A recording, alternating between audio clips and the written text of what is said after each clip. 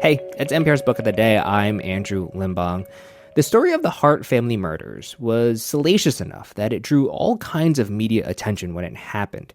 It goes like this. Jennifer and Sarah Hart were a white lesbian couple who adopted 6 black kids. And in March 2018, the two drove the entire family off a cliff along the Pacific Coast Highway. Investigators called it a murder-suicide. If you look up news articles at the time, you'll find stuff about Jennifer and Sarah Hart and their background and the number of warning signs that the two were being abusive to these kids they adopted. But reporter Roxanna Asgarian dug into the background of the kids, who they were, the families they came from, and ended up writing a book that takes a close look at the foster care system in Texas. It's called We Were Once a Family, and it's recently out in paperback. She talked to Here and Now's Deepa Fernandes about what drove her reporting and about the one biological sibling of some of these kids who was not adopted and so managed to survive. That's ahead. Support for this podcast and the following message come from BetterHelp. It's easy to compare your life to everyone else's, but comparison is the thief of joy. Therapy can help you focus on what you need to live your best life instead of dreaming about someone else's. Give BetterHelp Online Therapy a try. Just fill out a brief questionnaire to get matched with a licensed therapist and switch therapists anytime for no additional charge. Stop comparing and start focusing at betterhelp.com/NPR. This message comes from NPR sponsor Instacart. Worried about letting someone else pick out the perfect avocado for your perfect impress them on the third date guacamole? Well, good thing Instacart shoppers are as picky as you are. They find ripe avocados like it's their guac on the line. So let Instacart shoppers overthink your groceries so that you can overthink what you'll wear on that third date. Download the Instacart app to get free delivery on your first 3 orders while supplies last. Minimum $10 per order. Additional terms apply. The book started as a newspaper assignment when you were dispatched to find the birth parents of the dead children and get their perspective right after it happened. How, or actually maybe why, did that one assignment turn into this book? I knew immediately when I was let into the homes of the birth family of 3 of the kids that this was a child welfare story, and it seemed increasingly clear as time went on that the systemic part of the story was being totally overlooked. Because there was a lot of coverage at the time, but it all really focused on the adoptive mothers and why they did this. Yes, exactly. It was unclear in the beginning who the birth families were, and so that was part of it. But even as reporting continued to reveal who the birth families were, it seemed that there was a lot of mainstream coverage that was uninterested in that aspect of the story. Yeah. So you start with the 3 younger children, Devontae, Jeremiah, and Sierra. And though their birth mother, Sherry, loved them, she was addicted to crack cocaine, which led her to be an irregular parent. But there were a couple of other more stable options for these children, people they knew and loved and people who loved them. But still, they were taken away and put up for adoption, and eventually they went to the Harts. Can you explain what happened? The mom, Sherry, as you said, had a drug problem, and so they grew up with their father figure. So he wasn't their biological dad, but he served as a father figure in their lives. And they were removed from him because CPS was worried that the mom was, that he was maybe enabling her drug use. So they went to the aunt, and the aunt's issue was that she asked the birth mom to babysit one day because she didn't have childcare. And a caseworker stopped by and removed the kids immediately.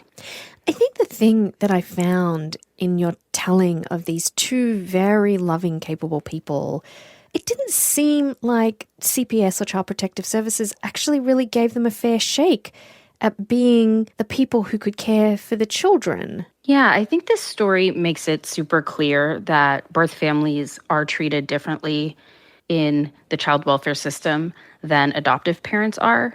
Jen and Sarah Hart were accused of actual abuse. The kids had bruises. They were being malnourished. There was several different CPS investigations involving that family. But again and again, they got the benefit of the doubt. And, that one mistake that the aunt made cost her these kids forever. Yeah. And it was also one mistake that the other birth mother of the other 3 children, Tammy, and the other 3 children are Marcus, Hannah, and Abigail.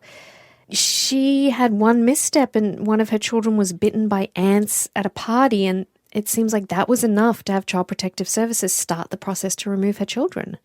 Yeah. She was also an example of someone who really needed some extra support. But CPS had a very punitive approach towards her as well.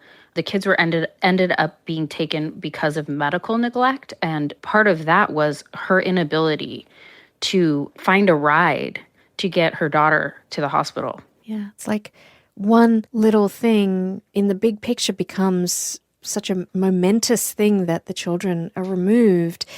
Part of what you were doing was reporting on the Texas child welfare system, but also the Texas courts that oversaw the adoption. So these children are removed and then they end up adopted in another state. How did that happen? So the kids, when they became available for adoption, they went up on a website, the Texas Adoption Resource Exchange, and that is available to people nationally looking for kids. It's difficult to find adoptive families for sibling groups. And so that's part of the reason I think that the Hart women had such a smooth adoption process. The caseworkers really saw this as a win, essentially, that the kids would be sent out of the state, but they would all stay together. Yeah. And it didn't turn out to be a win, obviously, because as you just pointed out to us a little bit ago, the adoptive mothers were investigated multiple times for abuse of the children too. There's heart-wrenching parts of your book where the children go knock on their neighbor's door begging for food. Yeah. Oregon officials found that 5 of the 6 kids were so small that they didn't even land on the growth charts at all. That was a very clear sign that something was wrong, but yet the kids remained with the Hart women. Yeah. You know, there was one sibling in this story who didn't die. His name was Dante, and he's the sibling of Devontae, Jeremiah, and Sierra. And he didn't die because he wasn't adopted. And I think his case in some ways really shows how broken the child welfare system is, which is something, Roxanna, I think we hear, you know, the child welfare system's broken, but your book really gives us the intimate detail. And I feel like Dante's story is testament to that. Can you give us the thumbnail of his life? Sure. So Dante, the oldest, was left behind in foster care. And that's partially because he was old enough when he was removed to realize what was going on. And he started acting out, expressing anger, rage at being removed from his family. And so he was sent to an institution where high behavioral needs foster youth are sent. He experienced abuse there by a staff member.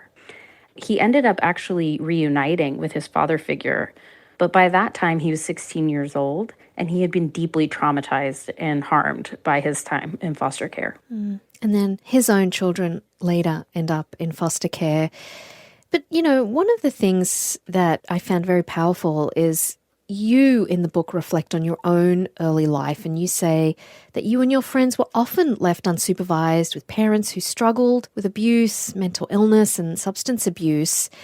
But you were never taken away from your home or split apart from your siblings. And you asked, and I'm quoting here, why, as a middle-class white person, did I never have to worry about that happening while everyday Black families are making decisions with the threat of government intervention looming over them?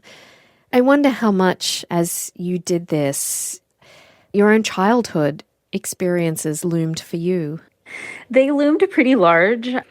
It's not that I had a perfect childhood or that I really experienced stability in the home, but I found stability through my community, through my teachers and my friends. And those are things that foster children don't have when they get taken away, not just from their parents, but from their extended families, their schools, you know, their friendships. We remove them from all of that. And those are the things that allow kids to have some resiliency. And I think it's really important to acknowledge that we do foster youth a disservice by taking them not just from their parents, but from their whole communities as well. Yeah. I want to ask you what you think the birth parents were owed in this really awful situation? Reporting this story, I ended up telling the mom of Marcus and Hannah and Abigail, I ended up telling that family that their kids had been murdered. Because 6 months later, no police officer, no official reached out and told them that. They were owed some dignity and some respect and an understanding that they were grieving, just as you would if your kids were murdered.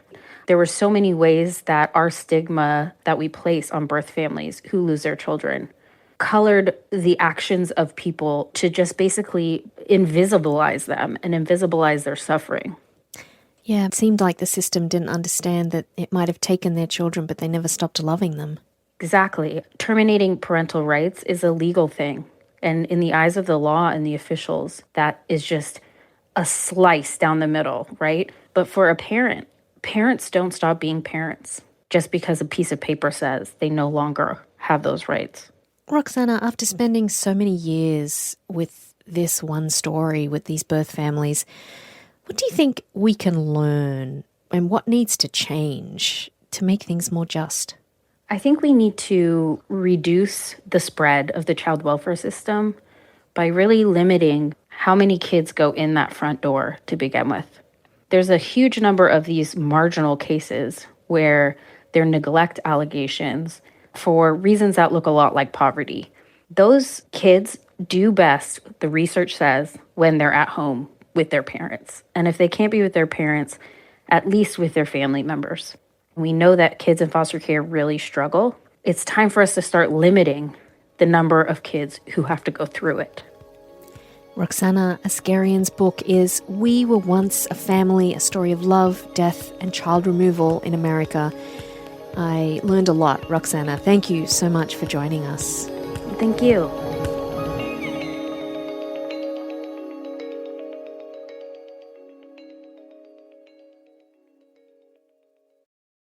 This message comes from NPR sponsor Merrill. Whatever your financial goals are, you want a straightforward path there. But the real world doesn't usually work that way. Merrill understands that. That's why, with a dedicated Merrill advisor, you get a personalized plan and a clear path forward. Go to ml.com/bullish to learn more. Merrill, a Bank of America company. What would you like the power to do? Investing involves risk. Merrill Lynch, Pierce, Fenner & Smith Incorporated, registered broker-dealer, registered investment advisor, member SIPC. Support for NPR and the following message come from Bombas. Bombas makes absurdly soft socks, underwear, and T-shirts. And for every item you purchase, Bombas donates another to someone facing homelessness. Get 20% off your first purchase at bombas.com/NPR and use code NPR.